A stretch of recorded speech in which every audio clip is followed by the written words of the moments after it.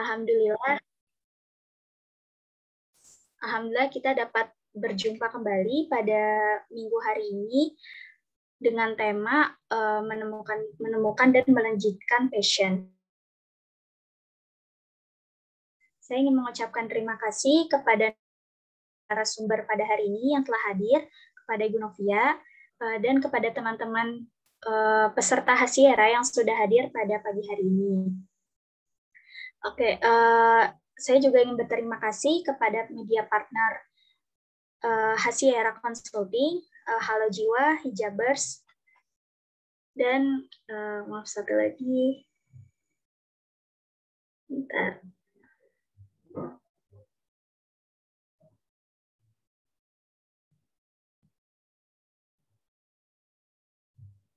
Maaf, aku lupa satu lagi. Ya, nanti disebutkan lagi, oke.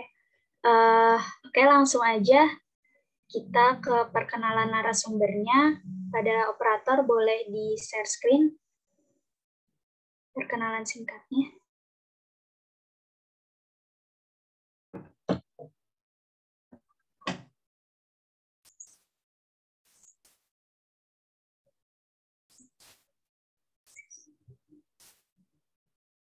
Oke, ya, Bu Novia ini telah menamatkan pendidikan di UIN selama 3,5 tahun. Wah, keren banget nih, Masya Allah ya. Dengan lulus tahun 2016 dan di Unair S2 dengan program studi yang sama, Psikologi Profesi Pendidikan dan Perkembangan, lulus tahun 2018. Wah, Masya Allah nih, beliau sudah tidak diragukan lagi ya mengenai materi yang akan dibawakan. Kemudian beliau juga saat ini bekerja sebagai dosen di UIN Malang Psikologi, pengelola jurnal Psikoislamika. Selama menempuh S1 dan S2, beliau juga berpengalaman di bidangnya, yaitu menjadi guru PPT dan guru TK, praktik psikolog di SD, SMP, maupun SMA. Nah, beliau ini juga memiliki minat penelitian dan pengabdian masyarakat di bidang pendidikan dan perkembangan anak dan remaja. Jadi, Masya Allah banget nih ya, Bu Novia udah pro banget lah di bidangnya gitu. Jadi, insya Allah nih, teman-teman juga tidak akan, juga pasti banyak banget nih ilmu yang didapatkan dari Bu Novia pada hari ini. Oke. Langsung saja, tanpa berlama-lama, kita dengarkan materi yang akan dijelaskan oleh Bu Novia. Pada Bu Novia, waktu dan tempat dipersilakan. Oke, terima kasih Azizah sudah memperkenalkan saya. Oke, baik teman-teman peserta pada hari ini, terima kasih banyak. Ini boleh saya aja yang share screen, Mas Arkana. Biar nggak ribet di operator aja. Atau Ibu aja nggak apa-apa. Boleh aku aja ya yang share screen ya. Iya, silakan. Oke, terima kasih. Oke, hari ini kita akan bahas mengenai minat nih. Untuk teman-teman peserta saya sapa dulu ya. Ada siapa? Erika sama Vicky. Erika sama Vicky. Halo. Berarti ini semuanya perempuan ya? Iya, perempuan.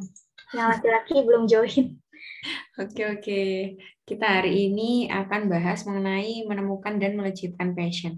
Kok dari peserta sendiri, ada yang ngerasa itu enggak? Belum menemukan passionnya? Atau sudah menemukan passionnya? Sudah? Yang Erika apa? Saya suka gambar perspektif bangunan. Oh, Erika sekarang kelas berapa, Dek? Kelas 2 SMA. Oke, kelas 2 SMA, suka gambar bangunan, suka desain juga ya. Kemudian kalau yang satunya Vicky, kira-kira sudah menemukan passionnya apa, minatnya apa? Vicky ada? Dia masih tidak merespon. Oke, nggak apa, kita lanjut ya. Baik teman-teman, jadi kenapa sih menemukan dan menciptakan passion itu penting? Nanti setelah ini akan kita bahas. Jadi materi hari ini kita akan bahas mengenai passion, gitu ya. Materi hari ini apa itu passion, apa sih macam-macam passion, manfaat hidup dengan memiliki passion, hal-hal yang bisa kita lakukan untuk menemukan passionnya dan cara mengembangkan passion dalam diri kita, gitu. Nah, ini 8 tahun yang lalu, waktu saya masih SMA kelas 2 sama kayak si Erika, waktu itu saya ngomong bahwa saya sudah punya, kayak misalkan ke depan itu saya pingin apa sih gitu. Karena saya punya passion, saya tuh senang sharing pengetahuan. Kayak gini, teman-teman. Jadi waktu itu sudah saya tulis dosen, guru TK, psikolog, guru les, fasilitator, kayak gitu. Dan semua yang sudah saya tuliskan, alhamdulillah itu sudah jadi nyata. Saya jadi psikolog, saya jadi dosen, saya pernah jadi guru TK, saya pernah jadi guru les, jadi fasilitator, kayak gitu. Satu cerita lagi, ini kakak saya baru saja mendapatkan pengumuman bahwa dia diterima untuk S3 di Jerman, teman-teman. Jadi kakak saya juga punya passion. Kakak saya itu suka meneliti dan dia bilang dia ingin berkeliling dunia, kayak gitu. Dan impiannya itu jadi nyata. Yang sampai seperti itu loh teman-teman, ketika kalian punya passion dan kalian menemukan, oh ini yang aku suka, kemudian target ke depan itu seperti apa, dan kalianlah yang punya tanggung jawab untuk mewujudkan itu semua, kayak gitu. Siapa sih yang bertanggung jawab untuk mewujudkan impian? Kita sendiri. Diri kita sendiri yang punya tanggung jawab itu, bukan orang tua, bukan kakak kita, bukan teman kita, bukan, itu dirimu sendiri. Untuk itu ketika kamu sudah punya passion, sudah punya hasrat, sudah punya tujuan, itu kamu ikat, kamu ingat kayak gitu supaya kita bertanggung jawab untuk mewujudkan itu. Seperti itu ya. Nah, ini teman-teman saya bahas sedikit mengenai quarter life crisis atau biasa disebut krisis seperempat baya kayak gitu ya. Jadi di usia-usia teman-teman nih 18 sampai 30 tahun atau bisa jadi lebih muda lagi karena di zaman sekarang ya media sosial juga makin banyak sehingga di usia remaja sampai dewasa awal itu biasanya orang itu mengalami yang namanya krisis seperempat baya karena dia ini di usia di mana dia mulai mencari jati dirinya kayak gitu. Transisi dari remaja menuju ke dewasa di usia-usia Erika sama Vicky kayak gitu ya, mulai merasa tidak memiliki arah, khawatir, bingung, cemas akan ketidakpastian kehidupannya di masa yang akan datang. Kayak gitu. Jadi biasanya mulai nih ngerasa, aduh aku besok bakal jadi apa ya? Kayak gitu. Nanti aku akan jadi apa ya dengan posisiku yang sekarang? Atau biasanya mulai insecure sama diri. Teman-temanku sudah kayak gini, kakakku kayak gini, aku kok kayak gini-gini aja ya, stuck di sini aja. Takut kecewa, depresi, yang seperti itu biasanya disebut quarter life crisis, kayak gitu ya teman-teman. Jadi banyak yang mengalami, nggak cuma kalian, kayak gitu. Nah, QLS ini fase di mana seseorang itu memilih bagaimana dia bisa menyesuaikan diri dengan masyarakat. Jadi biasanya target-target dari masyarakat atau lingkungan ini banyak teman-teman tekanan-tekanannya. Kalau bisa kamu tuh jadi ini, padahal passion kamu nggak di situ. Atau kalau enggak, lo lihatan teman-teman kamu itu sudah pada gini, kamu kok belum. Atau kakak kamu seperti ini, kamu kok enggak, yang kayak gitu. Jadi biasanya mulai di fase-fase krisis identitas, dia nggak ngerti mengenai dirinya sendiri, nggak tahu passionnya apa, purpose dalam hidupnya apa yang dia suka, apa yang dia benci, kemudian kekuatan sama kelemahannya, dia juga masih harus melakukan refleksi mendalam mengenai dirinya. Gitu. Dari teman-teman sendiri ada nggak yang ngerasa kayak gini? Ngerasa ada di fase pencarian jati diri. Kayak gitu. Iya. Iya, ngerasa. Ya, teman-teman. Jadi biasanya kalau misalkan dalam penelitian ya, itu 86 atau misalkan kalau kita ambil skala 8 dari 10 remaja itu mengalami yang namanya krisis seperempat baya. Jadi krisis yang dialami ini supaya mendewasakan teman-teman. Jadi jangan khawatir kayak gitu ya. Jadi memang setiap orang, saya juga mengalami itu waktu SMA kayak gitu. Kira-kira aku ke depan jadi apa ya? Tapi itu semua kita dapatkan itu ketika kita tidak memahami atau belum memahami diri kita sendiri. Kalau misalkan kita sudah memahami diri kita, insya Allah kita akan melalui yang namanya krisis seperempat baya ini. Salah satunya dengan menemukan passion kita. Kayak gitu ya. Biasanya krisis seperempat baya ini di mana aja sih? Biasanya di karir atau di pendidikan. Misalkan setelah ini aku akan kuliah kemana ya gitu. Aku bisa nggak ya diterima di sini? Atau kalau misalkan masalah karir, kok kerjaku kayak gini-gini aja ya? Habis ini aku kerja apa ya? Dibandingkan teman-temanku sudah kerja seperti ini, aku kenapa belum ya? Kayak gitu. Kemudian masalah finansial.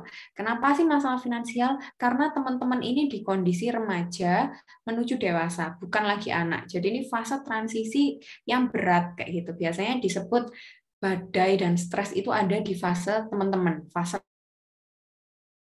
remaja teman-teman. Jadi karena kalian itu kalau misalkan disebut dewasa, secara finansial belum bisa kayak gitu. Maksudnya belum bisa mencukupi kalian ini sudah bukan anak. Nah, makanya biasanya disebut krisis seperempat baya kayak gitu. Kemudian dari segi hubungan. Dari segi hubungan ini biasanya kalian mengalami krisis kayak misalkan ada di fase teman-temanku semuanya sudah punya pasangan, aku belum, atau kenapa ya aku kok kayak gini dibandingkan teman-teman. Jadi relationship itu nggak harus terkait pacaran ya kayak gitu.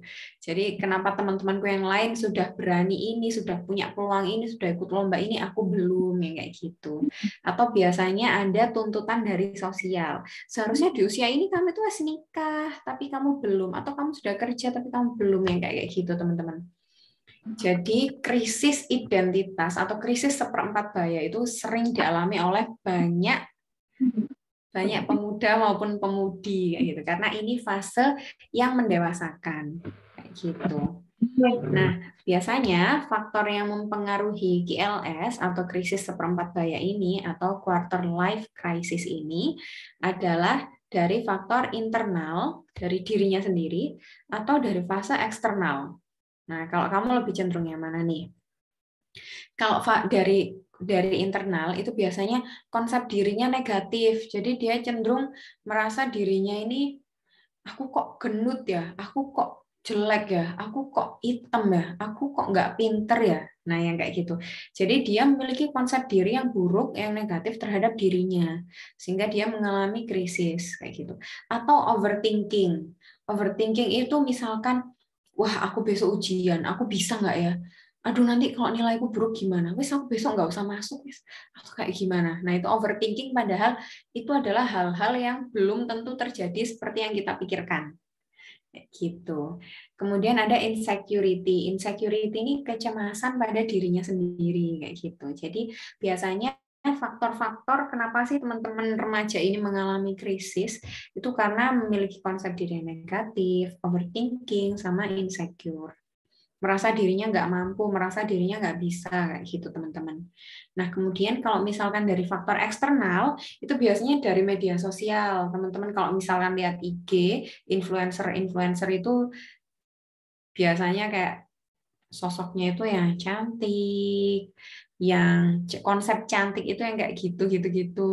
Jadi kita merasa insecure yang kayak gitu. Atau ekspektasi dari lingkungan itu berbeda dengan yang kita miliki kayak gitu, atau persepsi dari orang lain maupun dukungan sosial. Jadi kadang-kala kita nggak dapat dukungan akan passion kita sehingga kita akhirnya ya wes gitu. Aku nurutin ibu, aku masuk di sini jurusan ini padahal itu bukan passion yang kayak gitu. Itu juga bisa membuat kamu mengalami krisis gitu. sampai di sini bisa memahami ya kondisi teman-teman sendiri gitu, bahwa saya yakin gitu teman-teman mungkin ada yang mengalami atau ada yang berada di fase krisis seperempat baya ini. Kayak gitu. Mulai insecure, mulai merasa dirinya negatif, atau mulai membanding-bandingkan dengan temannya, ya kayak gitu. Nah, sekarang kita masuk ke passion, materi passion.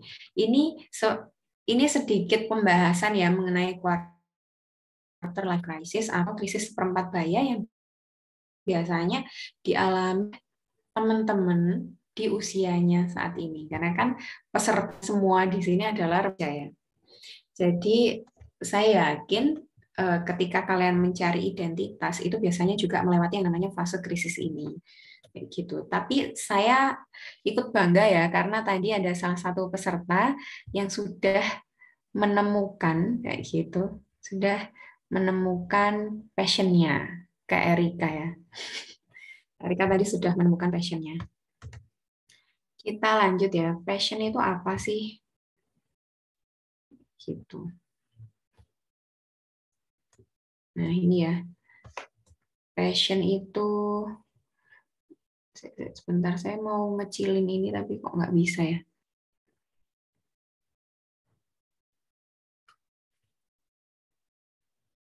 Caranya gimana sih mengecilkan ininya? Oh ini teman-teman. Nah, kita besarkan lagi. Passion itu apa sih gitu? Kenapa sih mencari passion itu penting? Jadi teman-teman biasanya ketika kita menemukan passion itu banyak yang bilang kayak gitu bahwa ini adalah kunci untuk mencapai kesuksesan dalam bidang pekerjaan maupun apa yang kita lakukan kayak gitu. Jadi ketika kamu menemukan passion itu berarti kamu itu sudah menemukan kunci untuk mencapai kesuksesan sesuai bidang minat pekerjaan yang kamu suka kayak gitu. Dan kenapa sih kita itu butuh passion? Supaya ketika kita bekerja itu lebih semangat, membuat hidup kita lebih bahagia, kenyamanan, produktivitas, menghindari kebosanan, membuat kita lebih percaya diri, tekun, hasil kita optimal, kita bahagia, dan kita berhasil, serta kita punya yang namanya resilience. Resilience itu bagaimana kita bisa bangkit dari kondisi keterpurukan kita, dari kondisi yang penuh masalah itu kita bisa bangkit. Jadi ketika kamu punya passion, itu kamu bisa menemukan itu hal-hal yang meskipun itu menyakitkan, meskipun itu sulit, kamu akan terus mengerjakan itu dan terus mengejar itu, teman-teman. Itu passion, kayak gitu. Jadi kalau misalkan ya, contohnya menemukan passion itu butuh waktu. Nggak tiba-tiba kamu bangun tidur, oke, passionku ini. Enggak. Jadi menemukan passion atau menggali supaya kita tahu passion kita apa, itu nggak bangun tidur terus kita langsung ketemu passion. Enggak, itu proses yang butuh waktu lama. Kayak misalkan saya menemukan passion saya, akhirnya itu bisa sampai 8 tahun, 7 tahun baru saya menemukan, oke, passion saya di sini. Kayak gitu. Kemudian untuk mencari passion berarti harus apa? Berarti kita harus eksplorasi semua kemampuan atau semua kesempatan yang ada di depan mata kita. Jadi kayak misalkan saya dulu, karena saya suka sharing pengetahuan, saya tuh sampai sudah nyoba ngajar di berbagai jenjang pendidikan. Dari TK, sebelum TK, Toddler atau PPT PAUD itu ya, kemudian TK, SD, SMP, SMA, sampai akhirnya saya ngajar di mahasiswa. Dan saya menemukan bahwa oke, ya Allah, saya suka yang ini gitu. Saya suka ketika saya ngajar teman-teman mahasiswa kayak gitu karena dialog interaktif kayak gitu. Jadi saya menemukan passion itu nggak serta-merta dalam satu malam, teman-teman. Itu proses yang panjang karena sekali lagi ya, menemukan passion itu sama dengan kita berusaha menemukan jati diri kita. Dan itu butuh proses dengan kita mencoba berbagai peluang yang ada. Kalian masih muda, apapun dijalani, apapun dihadapi, itu nanti bisa jadi CV-nya teman-teman kayak gitu. Jadinya penting sekali dalam menemukan passion di sini ya.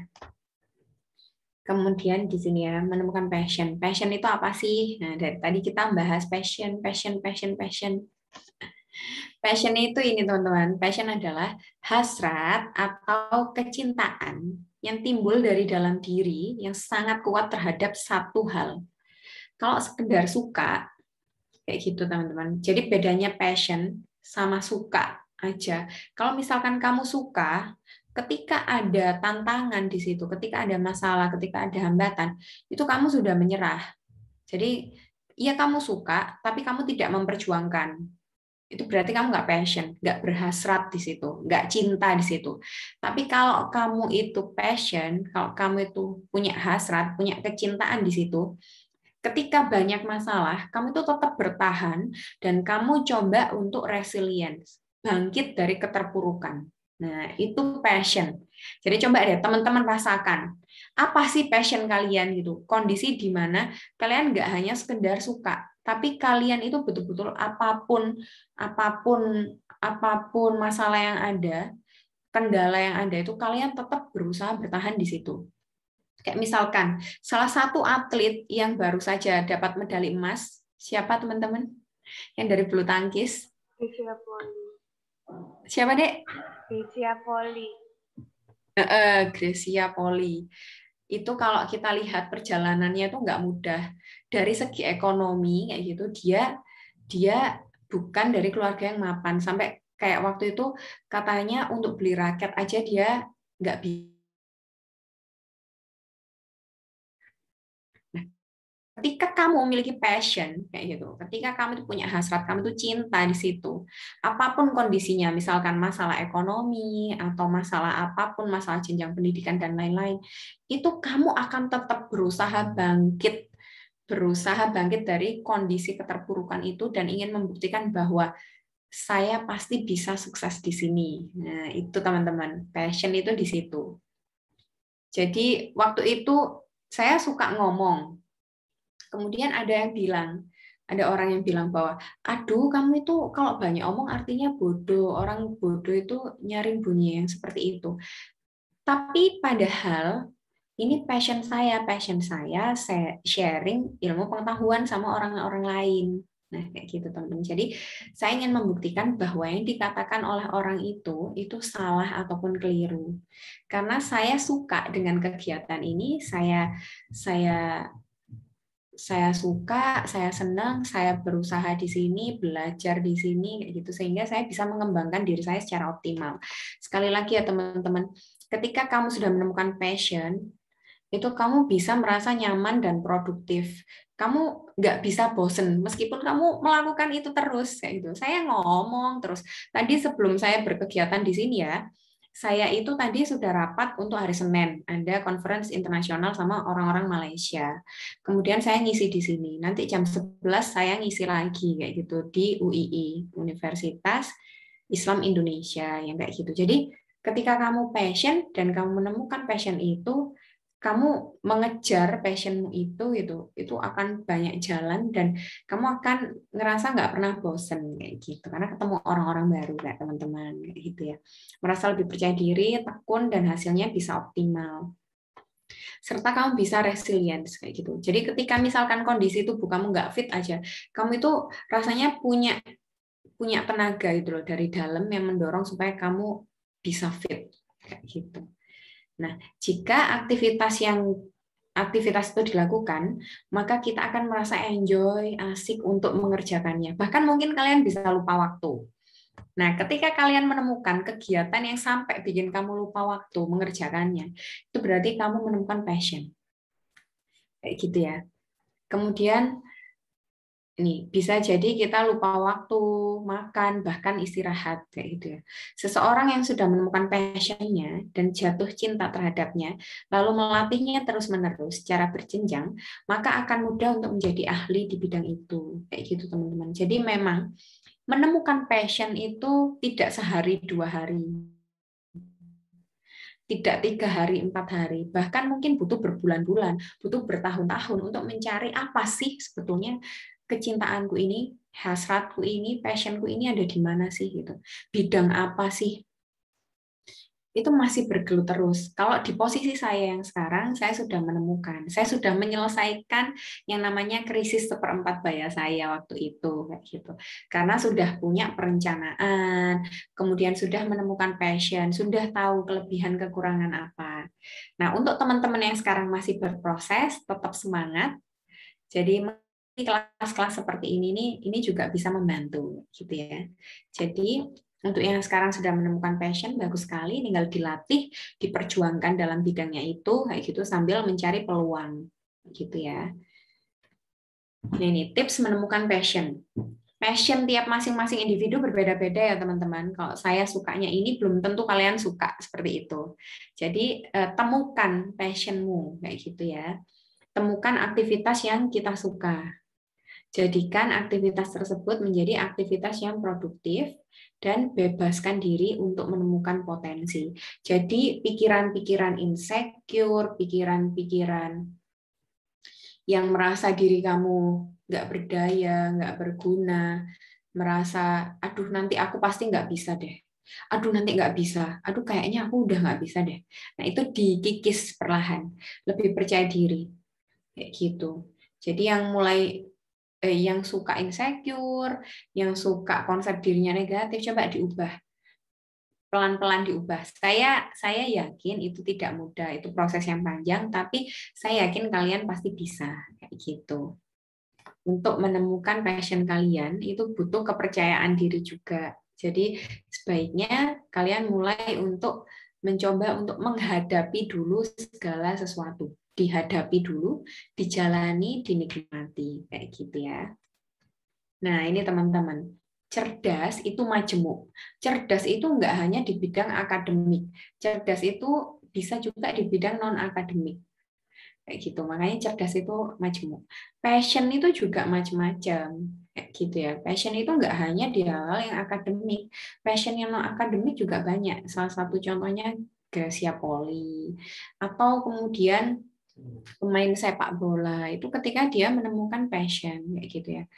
Ada kecerdasan majemuk itu ada yang di logikal. Memang suka berpikir kritis, logik banget.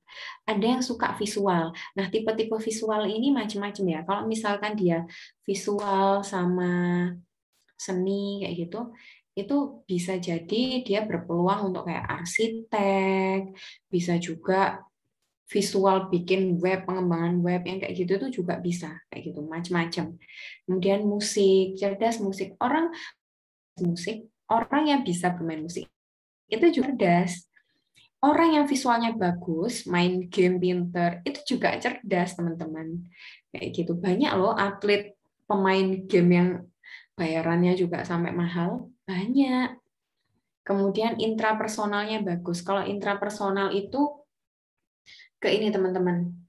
Ke apa namanya? Dirinya sendiri. Jadi orang yang kayak misalkan melakukan refleksi, orang yang intrapersonalnya bagus ke dirinya sendiri itu contohnya kayak filosof gitu loh.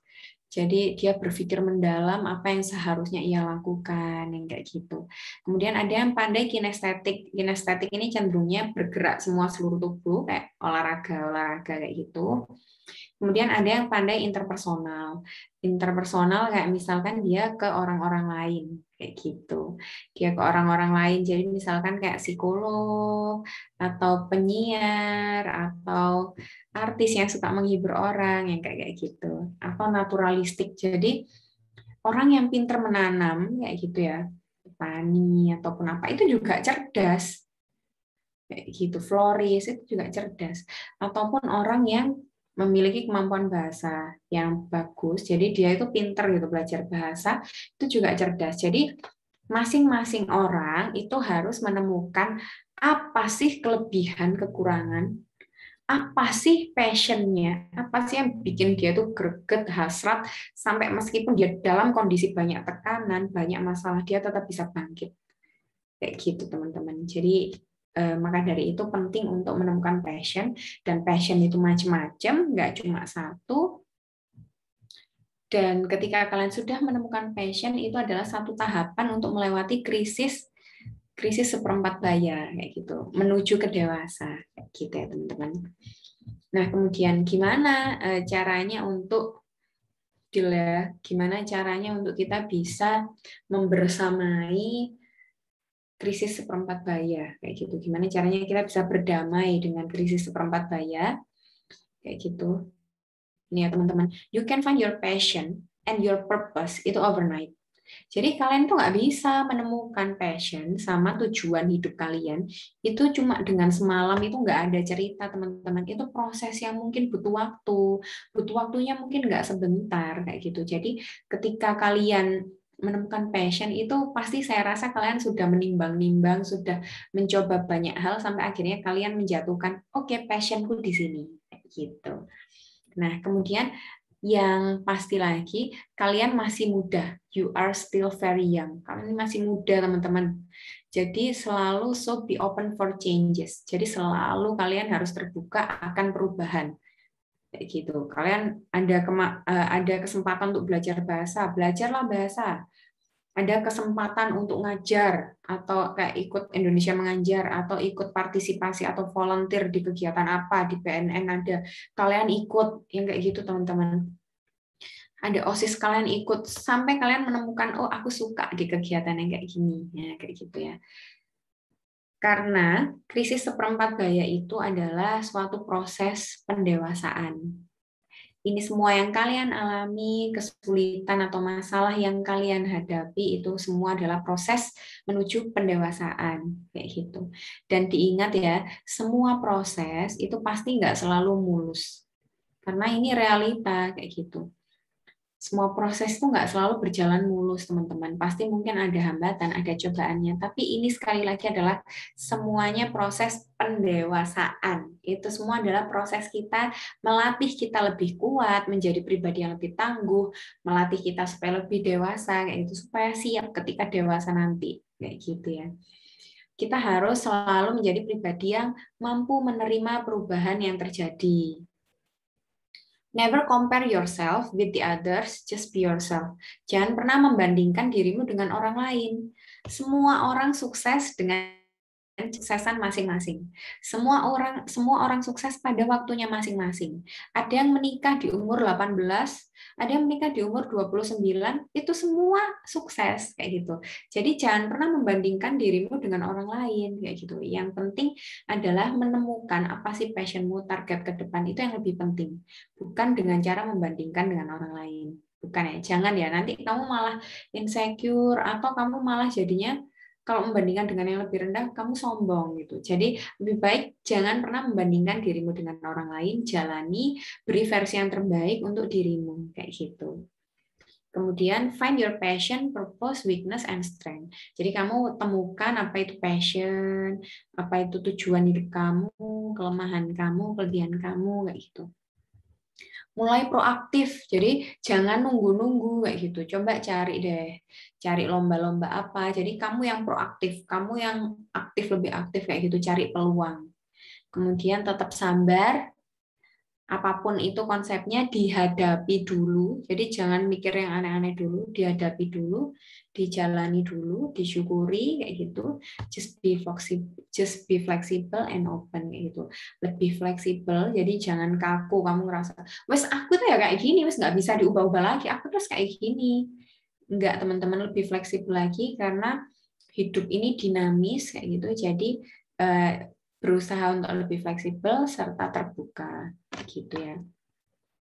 Nah, sampai di sini teman-teman, sampai di gimana cara kita berdamai dengan krisis untuk menemukan passion. Konsep passion sendiri sudah bisa dipahami ya? Dari teman-teman peserta, paham nggak? Paham ya? Oke, saya lihat Erika bilang paham. Aziza bilang paham. Jadi intinya passion adalah kalian bisa menemukan hal-hal yang kalian suka, hasratmu, kemudian kecintaanmu terhadap suatu aktivitas atau suatu hal kayak gitu, dan itu kamu lakukan terus-menerus, bahkan ketika kalian ada masalah pun kalian tetap bisa bangkit, itu adalah ketika kalian menemukan passion kayak gitu. Ini memang bukan kelas kayak misalkan matematika, ini bukan kelas Kayak misalkan fisika, kimia, biologi, bukan ya, bukan kelas IPS, bukan. Tapi ini adalah kelas kepribadian. Maksudnya ini kelas mengenai kehidupan kayak gitu. Nah, kadang-kadang remaja yang mengalami krisis ini butuh loh kayak gini, tahapan-tahapan mengenal dirinya. Kelas-kelas seperti ini butuh, teman-teman. Nah, ini ya saya sampaikan bahwa kalian ini nggak apa-apa kalau kalian bukan dari keluarga yang cukup maupun keluarga yang kaya. Nggak apa-apa, teman-teman. Kalian pun tidak apa-apa jika kalian bukan dari keluarga yang lengkap. Jadi misalkan ayah ibu pisah, keluarga broken. Banyak kok tokoh sukses dari keluarga yang mungkin tidak lengkap. Itu banyak.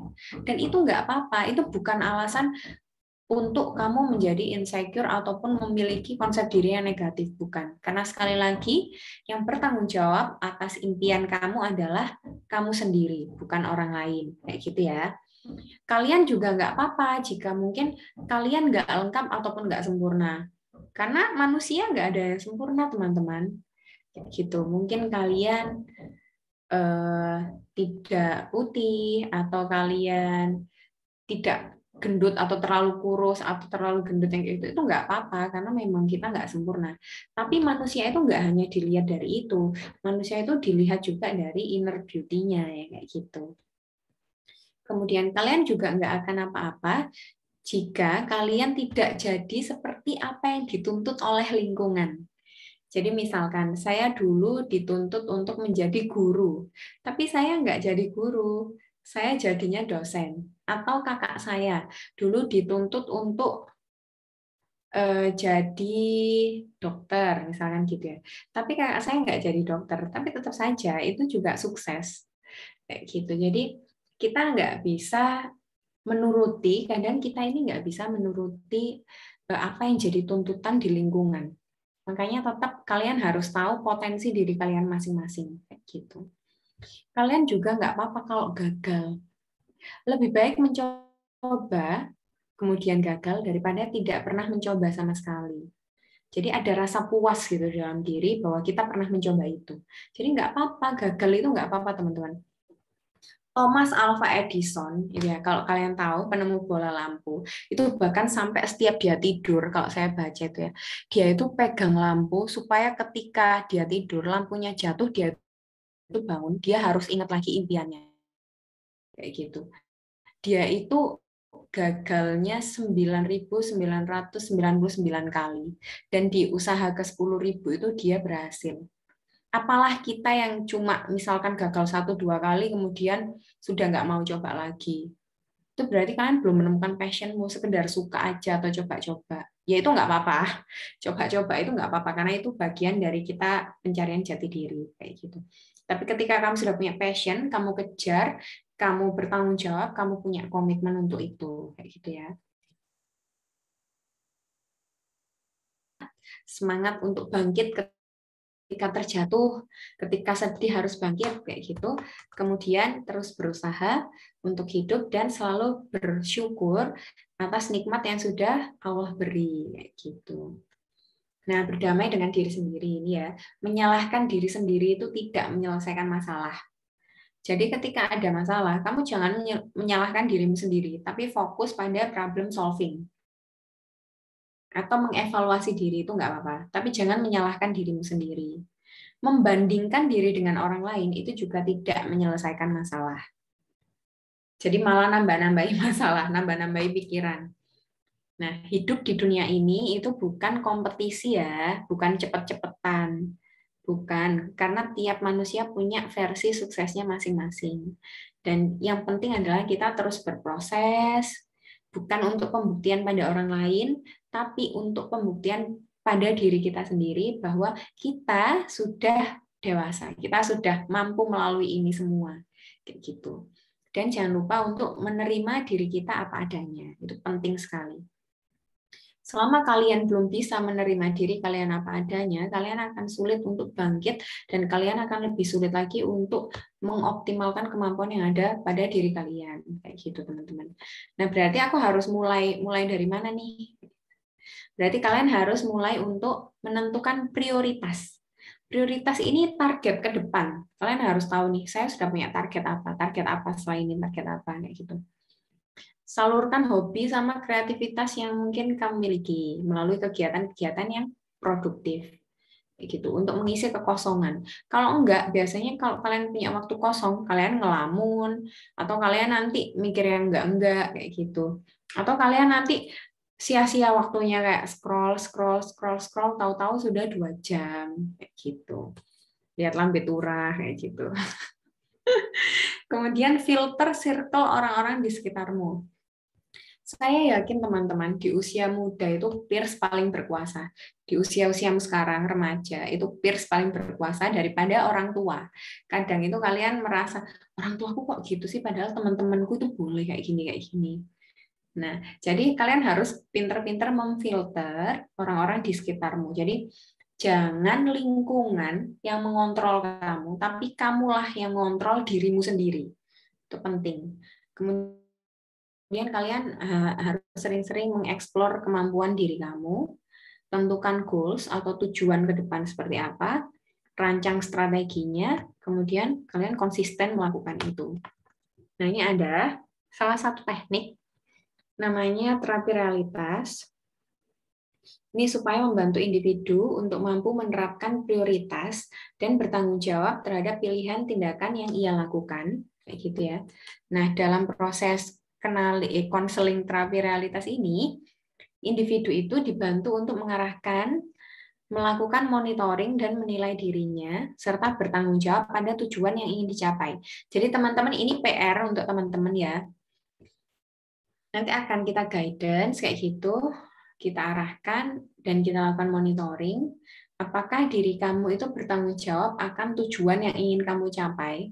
Apakah perilaku-perilakumu ini mendekatkan atau malah menjauhkan sama impian yang kamu inginkan, kayak gitu ya. Pendekatan ini menggunakan teknik yang berorientasi pada tindakan yang menyadarkan individu untuk memiliki pilihan dalam menanggapi berbagai peristiwa, tidak mengizinkan orang lain yang mengendalikan dirinya. Jadi kita akan belajar efikasi diri, konsep diri, kontrol diri, kayak gitu ya. Bahwa kamulah yang mengendalikan dirimu, kamulah yang bertanggung jawab akan impianmu, kayak gitu, karena dirinya sendirilah yang mengendalikan dirinya sendiri, kayak gitu teman-teman.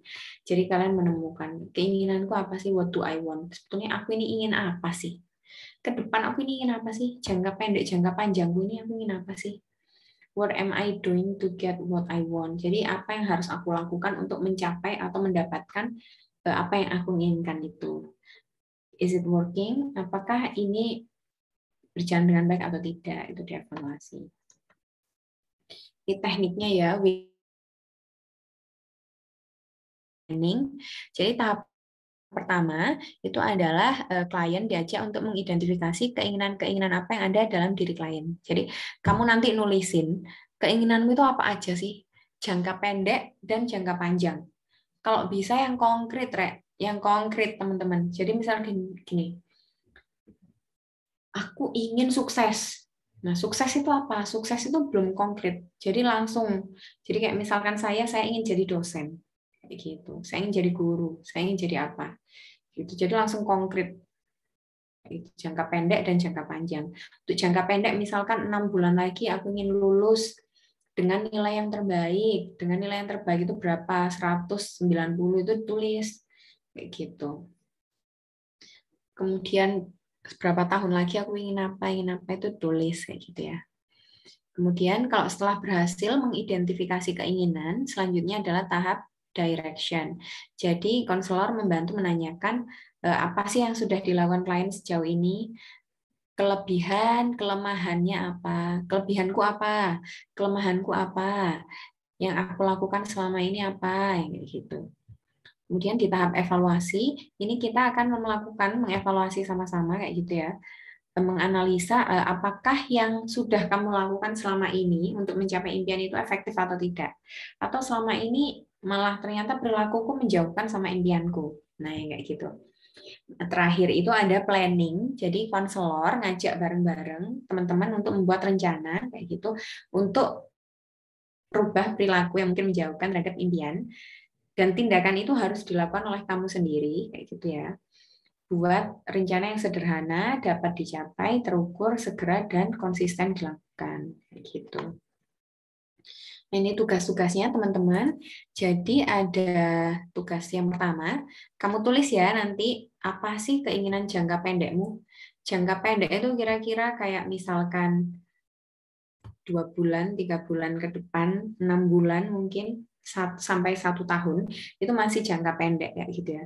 Kemudian apa sih keinginan jangka panjang? Teman-teman panitia juga boleh nih ikut kayak gini.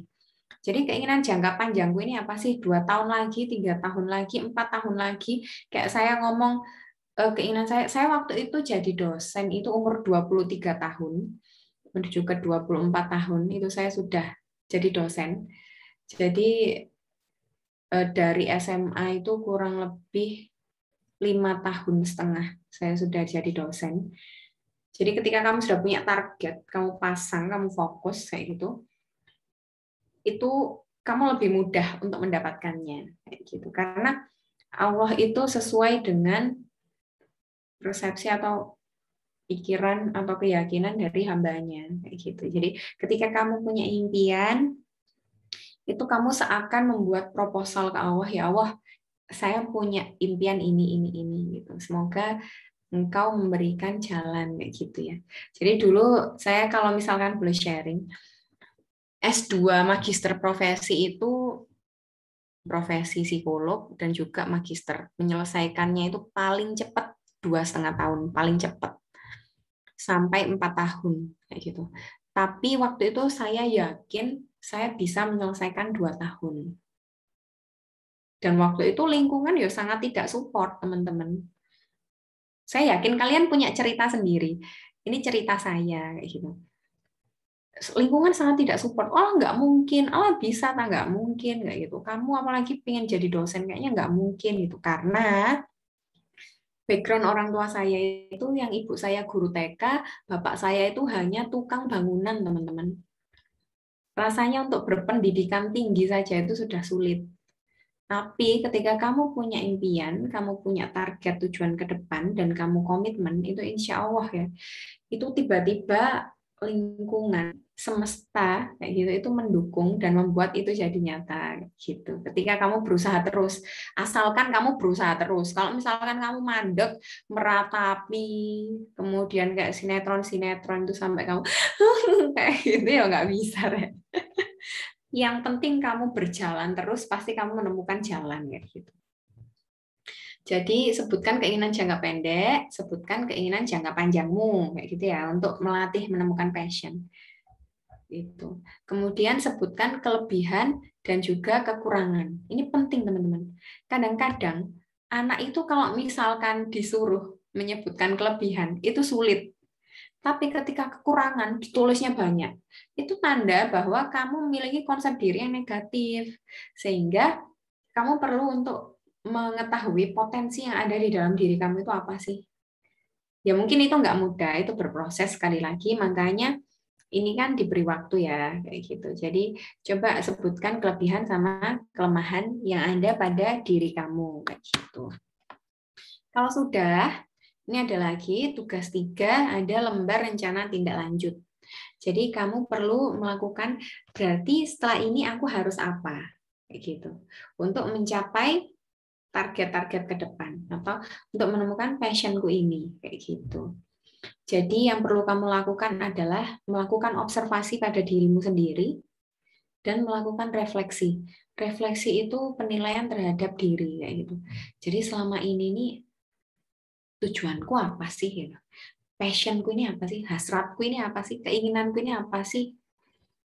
Itu kamu coba deh observasi. Kemudian ketika kamu sudah dapat itu, kamu tulis apa yang harus kamu lakukan untuk membuat passionmu itu jadi nyata, membuat tujuanmu itu jadi nyata, ya kayak gitu.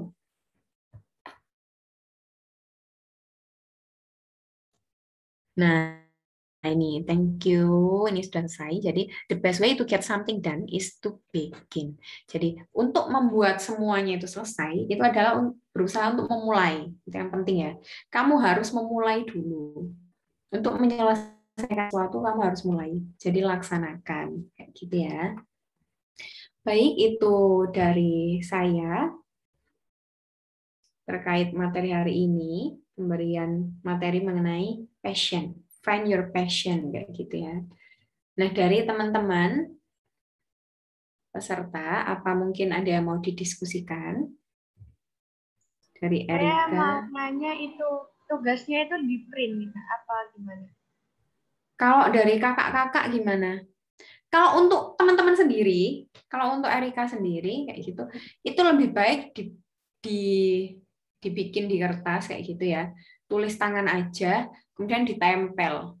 Tapi untuk kakak-kakak panitia bisa mungkin diketik ya, nanti dibantu ngetik. Jadi fotokan aja impian-impian target ke depan, nanti dikumpulkan ke panitianya. Kayak gitu. Ya boleh. Boleh kayak gitu nanti dikumpulkan ke panitianya. Di grup aja nanti atau enggak di PC. Ke Nah, kayak gitu panitia. ya. Jadi itu tugasnya. Jadi ternyata teman-teman ini bersemangat ya. Jadi yang penting untuk kalian lakukan adalah yang pertama, kalian temukan apa sih tujuan kamu gitu. Jangka panjang sama jangka pendek. Bisa ya? Paham ya? Jangka panjang sama jangka pendek. Jadi misalkan setelah ini aku ingin lulus mata kuliah ini atau aku ingin lulus SMA dengan nilai berapa, kemudian ingin les ini atau ingin apa yang kayak gitu. Kemudian baru jangka panjang. Jangka panjang itu 5 tahun ke depan, 10 tahun ke depan itu pengen apa, itu kalian tulis. Maaf Kak, boleh lihat slide yang tugas 1 sampai 4. Ini loh, Nek. Ini teman-teman. Ya. Jadi yang pertama adalah sebutkan keinginan jangka pendek. Jangka pendek kamu. Sekali lagi ya, harus yang konkret. Konkret itu maksudnya yang pasti, jangan yang abstrak. Biasanya saya cuma ingin sukses, Bu. Ya sukses itu yang gimana sih? Sukses menurut saya, sukses menurut kamu itu beda-beda, teman-teman. Nakal menurut saya, nakal menurut kamu itu juga beda-beda. Jadi usahakan impian itu sekonkret mungkin. Kayak gitu. Keinginan sekonkret mungkin. Jadi keinginan jangka pendek sama jangka panjang harus dibuat konkret. Jadi dulu itu saya pernah punya klien, itu dia mengalami prokrastinasi atau suka menunda-nunda mengerjakan tugas, sampai akhirnya IPK-nya atau nilainya itu 2, kemudian dia ini nggak akan bisa, kalau melihat dari nilainya itu nggak akan bisa lulus tepat waktu, kayak gitu. Dan akhirnya dia ingin berubah, jadi perubahan keinginan jangka pendeknya adalah dia ingin berusaha menjadi lebih rajin. Rajinnya itu kan masih abstrak ya. Rajin menurut saya, menurutmu juga beda. Rajinnya itu setiap kali ada guru yang menerangkan, dia berusaha mencatat. Jikalau dia missing atau ketinggalan untuk melakukan mencatat apa yang disampaikan oleh dosennya, kayak gitu. Jadi dia berkomitmen kayak gitu untuk ingin untuk mencatat apa yang sudah dijelaskan kayak gitu. Jadi dia selalu mencatat kayak gitu. Kemudian keinginan jangka pendek yang lain adalah lulus di semester itu dengan nilai yang bagus. Berarti Anda harus apa saja itu nanti ditulis di plan-nya. Kemudian dia juga ingin berusaha menjadi pribadi yang tidak malas lagi gitu. Karena sebetulnya motivasinya sudah ada, tapi kedistrak sama lingkungan. Jadi kayak ini contohnya. Saya ini Bu, saya ini pingin ngerjakan tugas tepat waktu. Tapi ternyata kamar saya itu berantakan. Akhirnya saya tata dulu supaya menemukan inspirasi. Setelah saya tata, Bu, saya kecapean, saya tidur. Nggak jadi deh ngerjakan tepat waktu. Padahal itu sudah punya keinginan ya, sudah punya motivasi. Kemudian sekali lagi, saya Bu sudah punya keinginan lagi nih Bu ngerjakan. Ternyata Bu, saya ingin mengumpulkan motivasi saya lihat YouTube. Sampai akhirnya saya ketiduran.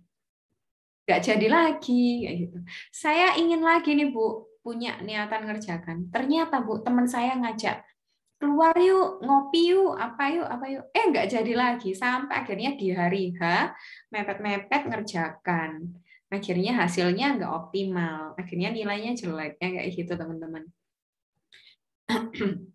Jadi keinginan jangka pendek, jangka panjang ini kalau bisa kamu buat yang lebih spesifik kayak gitu ya. Supaya kalian ketika membuat yang ini, tuliskan lembar tindak lanjut kalian harus apa, itu kalian nanti jelas targetnya. Untuk jangka pendek, keinginan jangka pendek berarti saya harus ini. Keinginan jangka panjang berarti saya harus ini, kayak gitu. Misalkan saya sudah punya target jangka panjang ingin jadi dosen. Berarti untuk tahapan menjadi dosen itu harus apa? Harus selesai S1 tepat waktu kalau bisa lebih cepat. Harus lulus S2 kalau bisa lebih cepat kayak gitu. Setelah itu saya harus memiliki penelitian, pendidikan dan pengabdian. Itu berarti harus apa nih? Cari networking, cari pengalaman sebanyak-banyaknya. Pengalaman yang seperti apa? Pengalaman terkait penelitian dan lain-lain yang kayak gitu. Ketika saya ingin jadi guru apa nih yang lebih spesifik? Saya masih belum tahu, Bu. Oke, berarti peluang untuk mengajar di berbagai jenjang kalian coba. Kayak gitu. Kemudian ini ya, yang penting ini juga adalah temukan kelebihan kamu sama kekurangan kamu. Kayak misalkan, saya adalah orang yang tidak percaya diri. Gitu. Dulu saya nggak percaya diri, teman-teman. Saya ini dulu penakut dan juga dikit-dikit nangis yang kayak gitu, sensitif banget, oversensitif. Tapi akhirnya ada satu titik ketika saya pemalu, itu saya tidak mendapatkan banyak peluang atau saya kehilangan banyak peluang. Akhirnya saya berusaha untuk menjadi pribadi yang lebih percaya diri. Karena saya punya impian, saya punya target. Kalau saya menjadi pemalu terus, saya nggak akan bisa. Kayak gitu. Jadi di sini kekurangan dan kelebihan harus ditulis supaya kita bisa mengevaluasi diri kita. Apakah ketika kita punya kelebihan seperti ini, kekurangan seperti ini, malah mendekatkan atau menjauhkan sama impian yang kita punya. Kayak gitu. Gitu ya. Ini tugas-tugasnya sudah paham ya, Vicky sama Erika? Insya Allah. Insya Allah. Oke, ada yang ditanyakan lagi, Dek? Paham, Kak? Tugasnya nggak berat. Tugasnya ini kalian tidak berhitung, tidak menghafalkan teori-teori, enggak. Tapi kalian lebih mengevaluasi diri sendiri kayak gitu. Lebih apa ya, mengeksplor diri kalian sendiri kayak gitu. Itu seru, teman-teman. Tapi itu juga capek kadang. Karena kita berusaha nginget-nginget lagi kayak gitu tentang dirimu sendiri kegiatannya. Ada lagi teman-teman terkait tugasnya atau ada yang tanya kayak gitu, terserah sih. Ya teman-teman, kalau misalnya ada yang ingin ditanyakan terkait materi ataupun tugas, bisa langsung ditanyakan. Mungkin nih tadi dari penjelasan Bu Novia masih ada yang dibingungin, terus mau konfirmasi atau mau bertanya. Boleh. Teman-teman. Ini nanti videonya di-share ya? Atau gimana? Recordingnya maksudnya, Bu? Iya, nanti di-share. Boleh nanti di-share ke saya juga nih.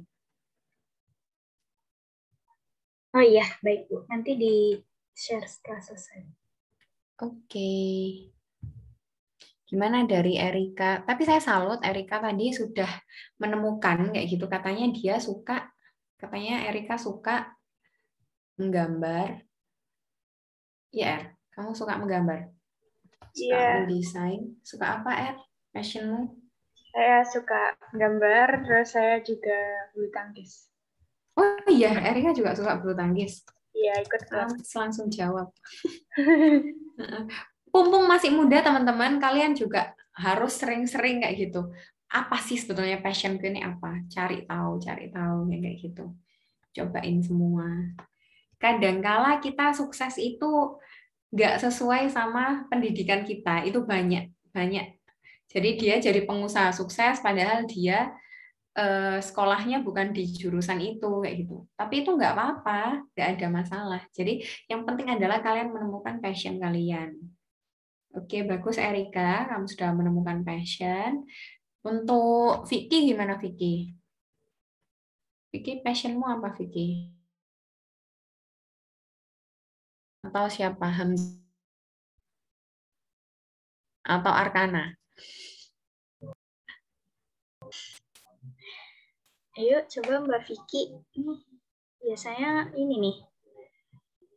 Minggu-minggu kemarin muncul-muncul terus nih Mbak Vicky. Mas Hamzah juga nih. Mungkin bisa diceritain kesukaannya di bidang apa gitu. Atau bisa jadi ini proses ya. Jadi teman-teman masih proses nyari ya. Nggak apa-apa, kalian nggak sendiri, semuanya sedang mencari ya.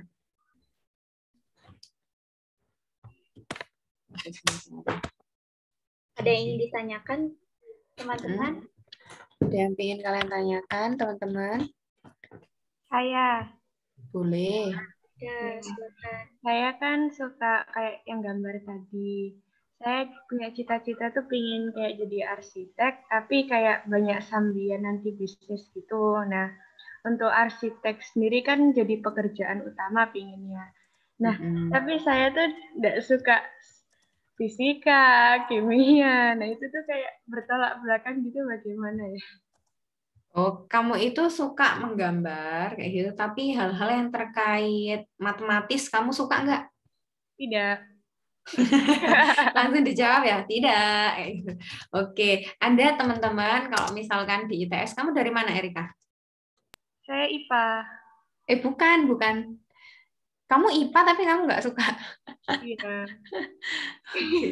Gak apa, kan proses menemukan jati diri ya. Bukan maksudku kamu dari mana? Dari Surabaya, dari Malang, Dari Surabaya. Dari Surabaya. Oke. Nah, Erika di ITS, kamu tahu ya ITS? Tahu. Erika pingin masuk ke situ. Kalau Allah berkehendak.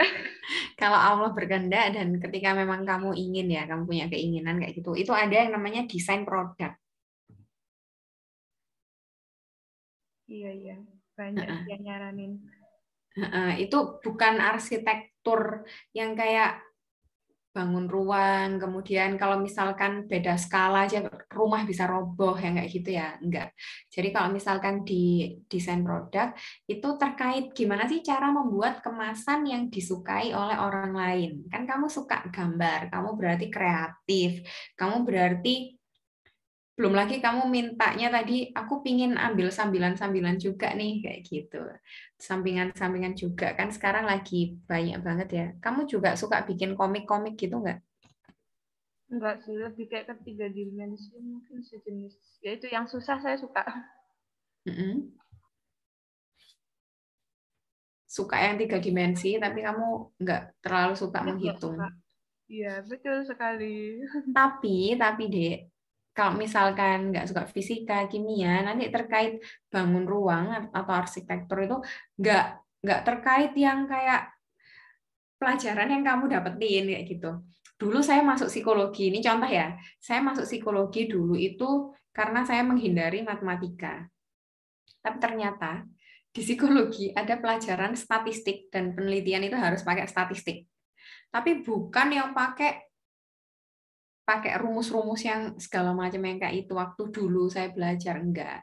Lebih aplikatif. Jadi ketika kamu emang punya impian itu, jangan ngerasa insecure dulu atau jangan ngerasa aduh kayaknya aku nggak bisa deh di sini kayak gitu.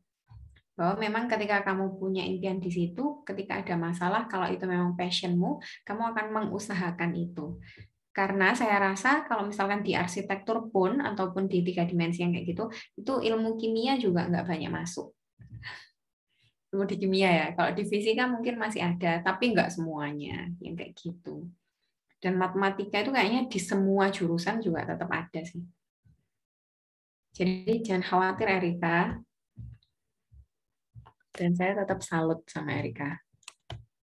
Terima kasih. Kalau maksudnya gini, ketika kamu sudah menemukan passion itu nggak apa-apa, itu dijalani terus, dihadapi aja. Karena passion itu adalah ketika itu membuat kamu greget dan ketika ada banyak masalah yang menjumpai, ini kan juga salah satu masalah ya. Kamu nggak suka ada masalah bangkit gitu. Dan anak IPA itu bisa milih di banyak jurusan ya. Menang banyak jurusan. Oke, itu dari Erika. Ada lagi yang mau tanya atau sharing terkait passion. Vicky sudah menemukan Vicky passionnya apa?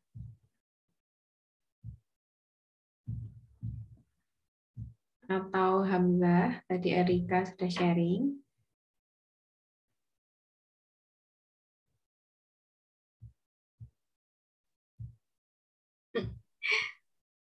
Gimana?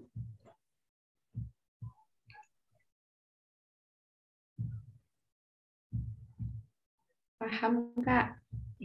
Tapi terkait tugasnya juga paham ya. Tapi semoga maksudnya ini bisa membantu gitu teman-teman untuk menemukan lagi, mengumpulkan lagi semangatnya untuk tujuannya ke depan seperti apa kayak gitu. Enggaknya di sesi ini. Terus kalian nggak merasa sendiri bahwa setiap dari kita atau setiap dari remaja itu juga pasti mengalami ini. Karena ini proses pendewasaan kayak gitu ya. Oke, ada lagi? Mbak Ajeng mungkin nih mau bertanya. Siapa? Mbak Ajeng. Mbak Ajeng. Panitia. Oh, Ajeng panitia ya, monggo boleh. Atau dari Aziza sendiri? Ini deh mungkin saya ingin bertanya, kan biasanya tuh kalau di Instagram gitu kan, Snapgram banyak yang ngepost tentang kegiatan atau kesuksesan mereka gitu ya Bu. Nah terus kadang tuh kan sering banget ngerasa insecure ya. Nah kita boleh nggak sih kayak menghindari, misalnya udah karena itu jadinya ya udah kita nggak main Instagram lagi, atau jadi yang menghindari segala hal yang membuat kita insecure itu boleh nggak ya Bu dihindari? Oke, terima kasih. Makanya ada yang namanya kita harus bijak dalam berteknologi. Gitu. Ketika kamu melihat Instagram story kayak gitu ya, dan itu kamu malah merasa insecure, padahal konten di IG itu juga banyak sekali, nggak melulu hal dengan kayak misalkan selebgram. Ya kan, ada tentang masak, ada tentang sains, percobaan sains, ada tentang psikologi kayak gitu. Nah, mungkin kamu waktu itu lebih banyak melihat, karena kan di IG itu semakin kita pencarian atau semakin kita sering lihat itu, jadinya di timeline itu lebih banyak hal tentang itu. Kalau kamu suka sepak bola, ya pasti banyak tentang sepak bola yang kayak gitu. Padahal maksudnya kamu bisa memilih secara bijak mengenai hal-hal yang lebih positif daripada yang lebih negatif. Nah, cara yang sudah Aziza pilih untuk menghindari, jadi ketika kamu melihat selebgram ngepost kegiatan kesuksesannya kayak gitu, kamu merasa insecure, dan sehingga kamu menghindari hal itu yang membuat kamu insecure, itu betul. Itu sudah benar, itu sudah bagus. Karena kamu akan menyita waktumu, pikiranmu, kamu jadi lelah, dan kamu jadi kepikiran, serta kamu memiliki emosi yang negatif ketika kamu melihat itu terus, sehingga yang kamu lakukan adalah menghindarinya. Itu sangat betul sekali, kayak gitu. Dan kalau bisa, kamu mulai cari konten-konten yang mungkin lebih edukatif, atau kamu follow orang-orang yang lebih produktif, yang proaktif, yang lebih banyak memberikan informasi, bukan hanya sekedar kayak misalkan kemewahan ataupun postingan-postingan yang misalkan cantik itu yang seperti apa, enggak, tapi banyak kok. Kalau saya itu ikut-ikut konten terkait psikologi karena saya di psikologi ya. Kalau Aziza sendiri coba cari, karena kamu sendiri yang bisa mengontrol kamu kan. Kayak gitu Aziza. Jadi jangan khawatir. Kemudian kenapa sih teman-teman insecure itu nggak boleh terus-menerus? Tahu nggak kenapa? Tahu nggak kenapa kita ini? Kenapa Erika? Soalnya kalau kita insecure, kita nggak bisa ngembangin jati diri kita sendiri. Jadi menghambat potensi. Oke, tepuk tangan ya buat Erika. Jadi ketika kamu insecure, itu akan menghambat dirimu sendiri. Selain itu, ketika kamu insecure, itu kamu akan merasa cemas. Nah, ketika kamu cemas, itu secara psikologis maupun secara fisik, itu kamu juga akan sakit gitu. Maksudnya gini, psikologis kita juga dalam keadaan yang tidak aman maupun fisik kita juga tidak aman ketika kita mengalami insecure. Selain kamu nggak akan bisa berkembang karena kamu merasa dirimu negatif, selain itu kamu juga akan bisa kena gangguan-gangguan kepribadian kayak gitu dari insecure ini. Sehingga insecure ini ketika kamu mulai mengalami insecure, yang perlu kamu lakukan adalah coba kamu tarik nafas dulu, keluarkan, tarik nafas, keluarkan, kemudian kamu coba lebih berpikir jernih lagi bahwa untuk apa aku seperti ini, gitu. Karena yang bisa mengontrol dirimu adalah dirimu sendiri. Jadi kontrol perilaku kita, isi kegiatan hari-hari kita itu dengan yang lebih produktif supaya kita tidak mengalami insecure, kayak gitu. Pilih juga teman-teman. Jadi memilih teman itu sangat penting karena di usiamu ini usia remaja. Kalau misalkan salah jalan, kamu bisa masuk ke kenakalan remaja yang sampai kayak gitu, bahaya. Kayak gitu ya Aziza ya. Semoga bisa menjawab pertanyaannya. Ada lagi teman-teman? Terima kasih ya jawabannya. Sama-sama. Teman-teman yang lain apa ada yang ingin bertanya lagi? Yuk ditanyakan aja nih, mumpung ada ini ya, pembicara yang sangat hebat, insya Allah. Yuk teman-teman, sebelum ada lagi? kita habis,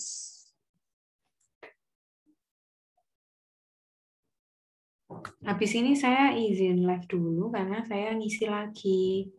Jadi teman-teman tetap semangat. Jaga kesehatannya. Ya, yang paling utama kesehatan. Betul. Sama banget. Dari teman-teman peserta gimana? Apa ada yang ingin ditanyakan? Mbak Kiki, Mas Hamzah, Mbak Erika? Atau ingin sharing? Boleh loh sharing. Sharing terkait pengalamannya kalian. Terkait insecure juga boleh. Ya, tuh. Yuk. Mana nih teman-teman? Malu-malu ya kayaknya teman-teman. Saya dulu juga pernah sih ngalamin kayak gitu. Maksudnya proses pendewasaan itu nggak bisa sehari langsung jadi dewasa. Enggak. Makanya transisi remaja itu harus betul-betul punya kontrol diri yang bagus, punya regulasi diri yang bagus, punya keingintahuan kayak gitu ya, sama sumber literasi yang banyak, sama kayak berpikir kritis. Jadi nggak mudah percaya atau nggak mudah terpengaruh. Karena kalau misalkan mudah terpengaruh, mudah percaya itu bahaya, kasihan di kalian. Gitu. Jadi kalian anak muda, kalian anak bangsa, apapun yang kalian impikan itu yakinlah pasti bisa jadi nyata. Gitu. Jadi saya yakin kalian pasti punya impian dan semoga impian kalian itu jadi nyata ya. Amin. Amin, amin. Nanti tugasnya di itu ya, kita bahas bareng-bareng minggu depan, oke?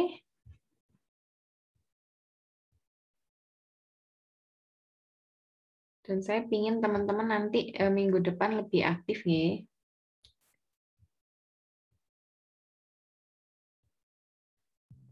Oke. Ada yang ingin ditanyakan teman-teman? Terkait menemukan passion, atau kira-kira tentang kelebihan yang dipunya, tadi kayak Erika. Boleh. Atau akhir-akhir ini teman-teman lagi suka apa nih? Maksudnya lagi banyak ngelakuin hal apa gitu, boleh tuh di-sharing. Boleh tuh berbagi. Lagi apa? Teman-teman ini itu ya, online terus ya? Iya. sih, Bu. Kamu di mana sih dah kalau kamu lokasinya? Aku di Jakarta.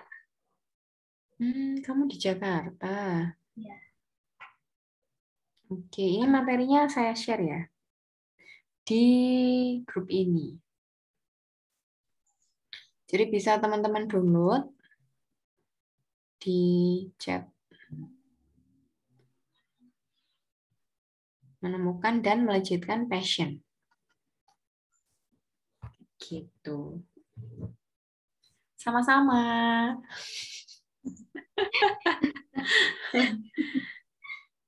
Sama-sama, Vicky.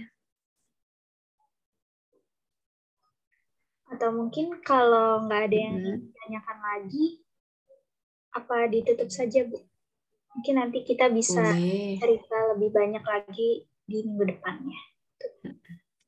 Oke, boleh. Nanti ketika minggu depan, saya harap nanti teman-teman lebih aktif karena ini kan tentang passion kalian sendiri. Dan kalau ini hari ini kita belajar mengenai apa itu passion, cara menemukan passion, kayak gitu. Mengenai krisis seperempat baya, mengenai insecurity, gitu macam-macam.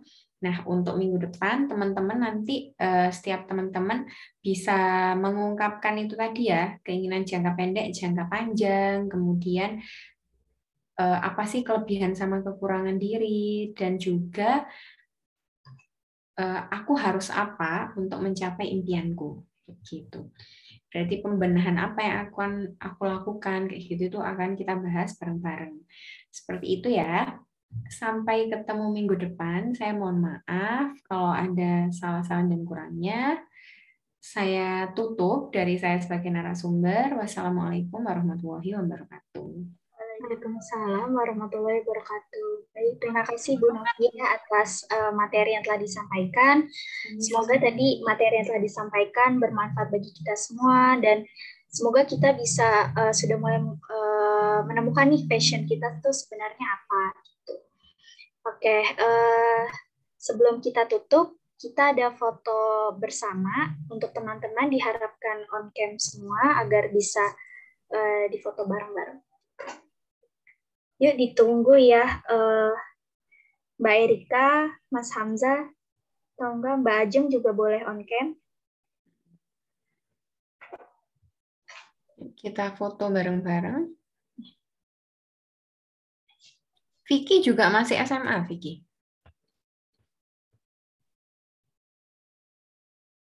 Atau sudah kuliah, sudah lulus?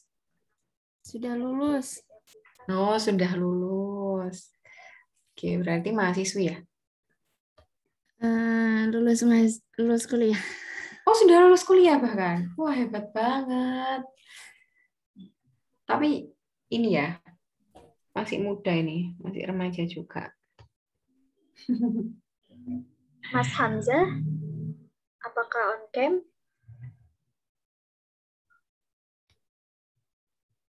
Mungkin lagi di luar kali ya. Yaudah kita aja. Mbak Ajeng boleh nanti di screenshot ya. Boleh. Oke, saya kasih aba-aba. 1, 2, 3.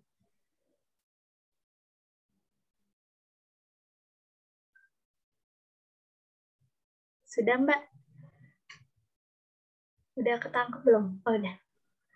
Oke, terima kasih semuanya. Terima kasih juga Bu Novia telah hadir pada siang hari ini. Sama-sama. Terima kasih juga teman-teman semuanya. Saya selaku moderator izin undur diri. Kurang lebihnya mohon maaf. Wassalamualaikum warahmatullahi wabarakatuh. Terima kasih semuanya.